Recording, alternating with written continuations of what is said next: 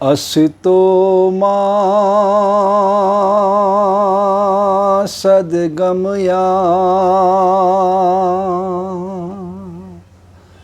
तमसो मा ज्योतिर्गमया मृत्युर्मा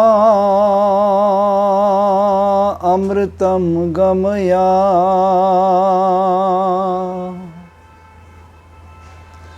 हम असत्य से सत्य की ओर चलें, अंधेरे से प्रकाश की ओर चलें, बुराई से अच्छाई की ओर चलें।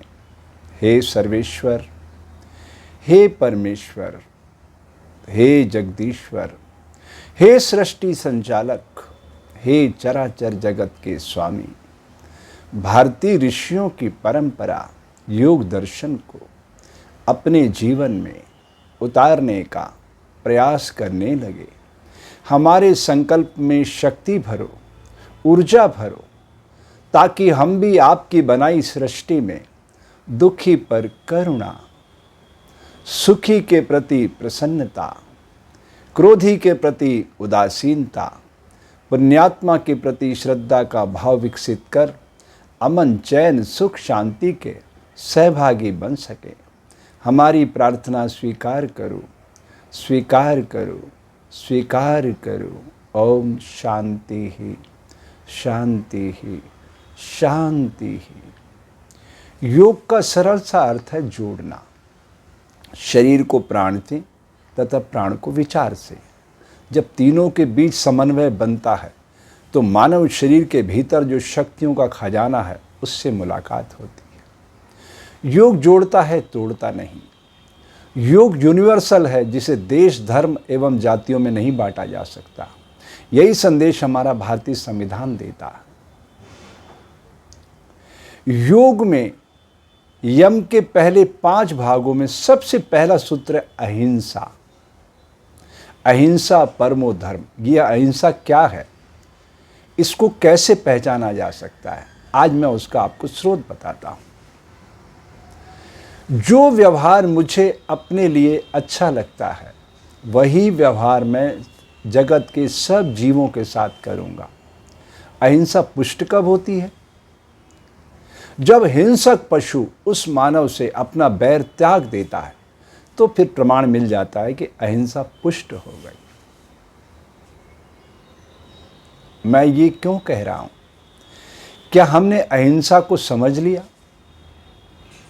और जब तक हम यम के पहले भाग के पहले चरण के पहले कदम पर आगे नहीं बढ़ेंगे तो योग कैसे विकसित हो जाएगा?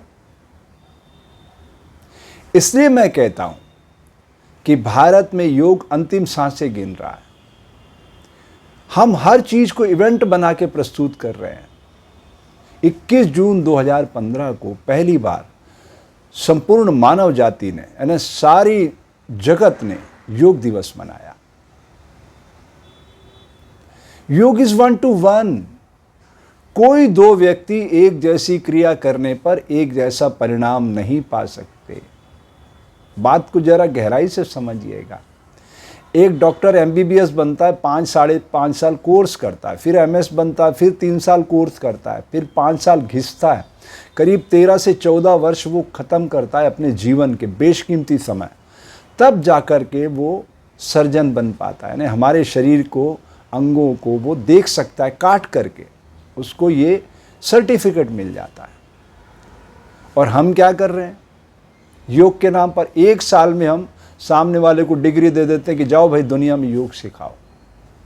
इस शरीर को पढ़ने के लिए कम से कम 40 वर्ष चाहिए, कम से कम। मैं आपको प्रमाण देता हूं।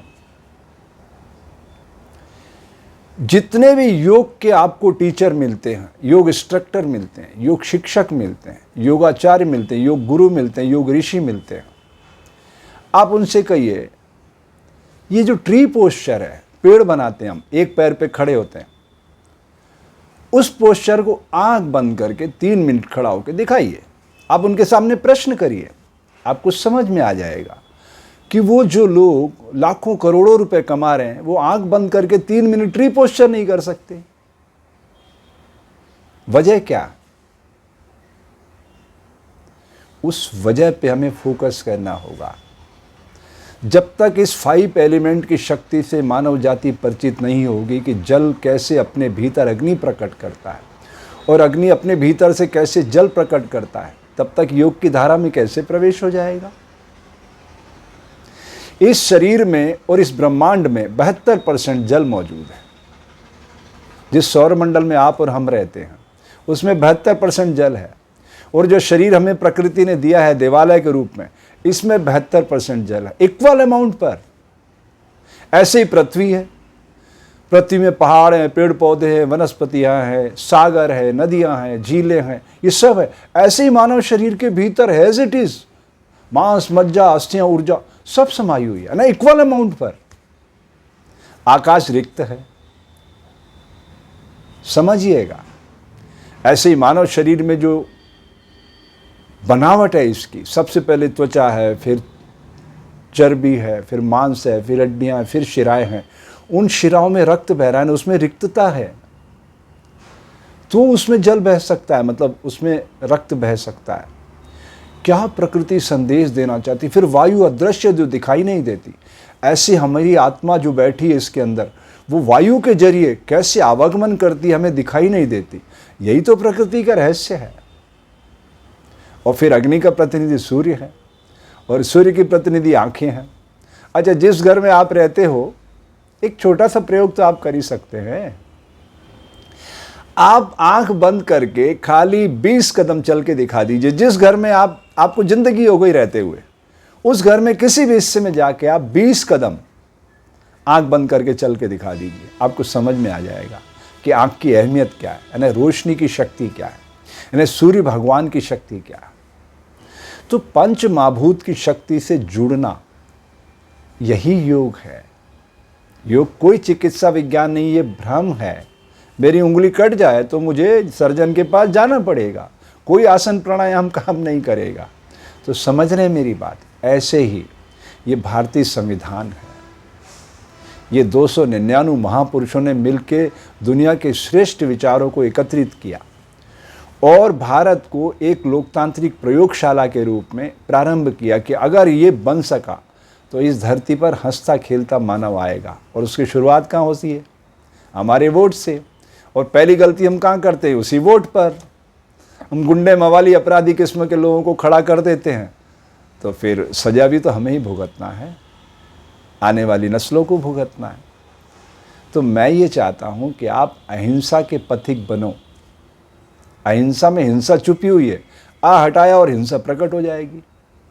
तो इस चमड़ी के भीतर बस इतनी ही दूर वो हिंसक पशु बैठा हुआ है, जैसे उसको मौका मिला तुरंत बाहर आ जाता हो 1 सेकंड में।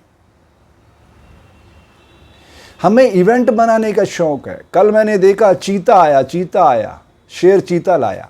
आपने सिद्ध कर दिया कि आप हिंसक पशु हैं। अरे भाई, चीता आया, वो बाहर से दूसरे देश से आया, यहाँ आएगा, उसको इस भौगोलिक वातावरण में कितना सरसब्ज होने का मौका मिलेगा, ये तो समय बताएगा। कई रिसर्च स्कॉलर लगे हुए हैं। मैं जिस इलाके से आता हूँ वहाँ अफीम पैदा होती है। उस अफीम को पैदा करने वाला किसान जब अफीम पैदा करता है, मैंने अपनी आंखों से देखा 2-2 किलोमीटर तक लोग नशे में सो जाते हैं जब वो पैदा हो रही होती है। इतनी मादकता उसके अंदर, तो क्यों पैदा की जाती है? आपके मन में प्रश्न आना चाहिए। अब आप बात समझिएगा। उसमें से मार्फिन निकलता है जो जीवन रक्षक औषधि है, इसलिए अफीम पैदा की जाती है। इसलिए नहीं कि लोग ड्रग्स बना के बेचें उसको।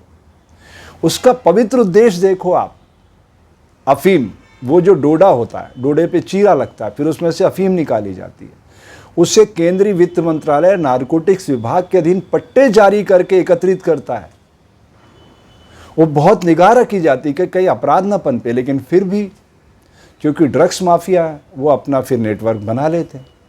तो ड्रग्स माफिया सिर्फ अफीम ही नहीं, अफीम के बाय प्रोडक्ट जो बनाते हैं वो इतने डेंजरस है कि एक बार अगर किसी को स्मैक पिलाना आप सिखा दो, वो अपने माँ बाप को बेच देगा।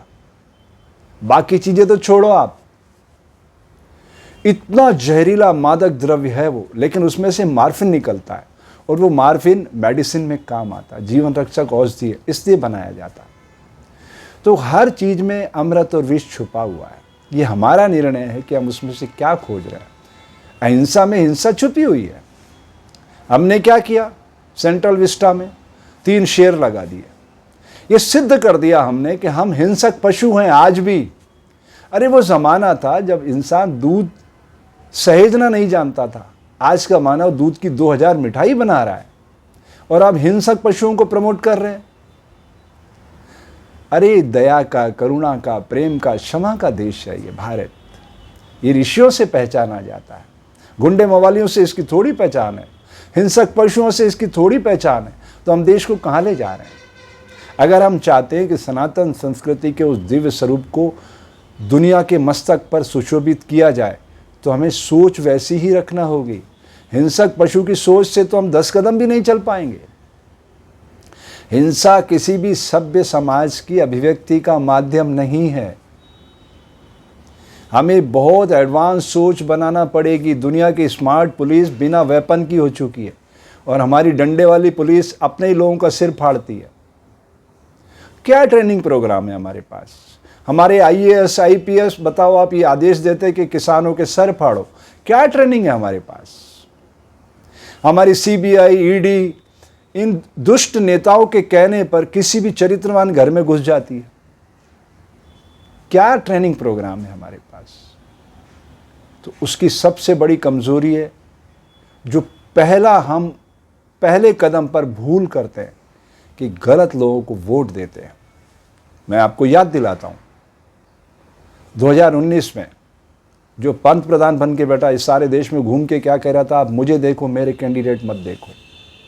क्या भारतीय संविधान हमें ये इजाज़त देता है? बिल्कुल नहीं।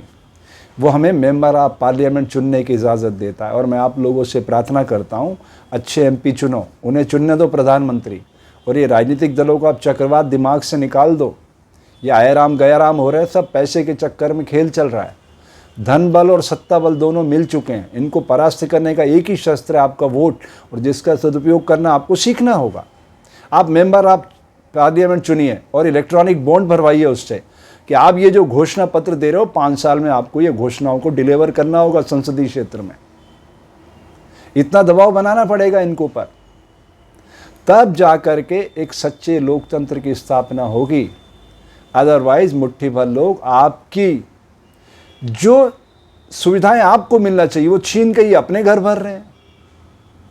हर चीज को इवेंट बना रहे हैं। ये सड़ांध मारती जो गोदी मीडिया है, इससे समाज का भला होने वाला नहीं है। सोशल मीडिया को बड़ा करो ताकि सही सूचनाएं आपके पास पहुंचेंगी। देश में कितनी बेरोजगारी है, युवाओं की क्या हालत हो रही है, क्यों नशे की ओर युवा भाग रहा है, समझिए। देश की भावी नस्लों का सवाल है। ये आप समाज को बांट के एक अच्छे राष्ट्र का निर्माण कर लोगे? ये कैसे संभव है? मुझे एक बात बताइए, व्यापार कहाँ पनपता? जहाँ शांति होती है, जहाँ लड़ाई झगड़े होते हैं। कोई भी इन्वेस्टर हो, कोई भी बिजनेसमैन हो, वो अपनी रिकवरी पहले देखता है कि मैं ये पैसा लगा रहा हूँ, मुझे मुनाफा कितना मिलेगा। अरे अर्थविज्ञानी वो धुरी है जिसके आसपास सारा संसार चक्कर लगा रहा है। समझिए आप, दुनिया ग्लोबल विलेज में तब्दील हो चुकी है। हम हिंदू मुस्लिम सिख ईसाई कर रहे हैं। मैं बार बार कहता हूँ, अमेरिका के अंदर 163 एकड़ पे अरबों 180 लाख करोड़ रुपए खर्च करके अक्षरधाम वालों ने कैसे मंदिर बना लिया अगर ईसाई बुरे लोग हैं तो? और दुबई व्यवसाय की राजधानी कैसे बन गई अगर मुसलमान बुरे लोग हैं तो? अरे बुराई कचरा हमारे दिमाग में घुसा पड़ा है, इसको ठीक करिए, सब कुछ ठीक हो जाएगा। हमें अच्छे राष्ट्र का निर्माण करना है और इसको लोकतांत्रिक प्रयोगशाला को सफल बनाना है ताकि इस धरती पर हंसता खेलता मानव आकार ले सके। सामाजिक समरसता का, समानता का, एक दूसरे से प्रेम प्यार का व्यवहार विकसित करना है। जैसे शरीर के अंग एक दूसरे की मदद करते हैं, यही तो योग है। तो हमें अच्छे राष्ट्र का निर्माण करने के लिए भारतीय संविधान के पहले पृष्ठ को अपने जीवन में उतारना पड़ेगा। हम भारत के लोग भारत को एक संपूर्ण प्रभुत्व संपन्न लोकतंत्रात्मक गणराज्य बनाने के लिए प्रकृति के ताने बाने से प्यार करेंगे, पुरुषार्थ करेंगे, इस धरती पर एक हंसते खेलते मानव को आकार देंगे ताकि हर नवजात शिशु सुप्त विवेकानंद को जगाकर दुनिया में अमन, चैन, सुख, शांति का वातावरण बना सके। ऐसी योजना बनाकर काम करेंगे तो भावी नस्लों को बहुत उच्च कोटि का मानव बनने का मौका मिलेगा। धन्यवाद। जय हिंद, जय भारत।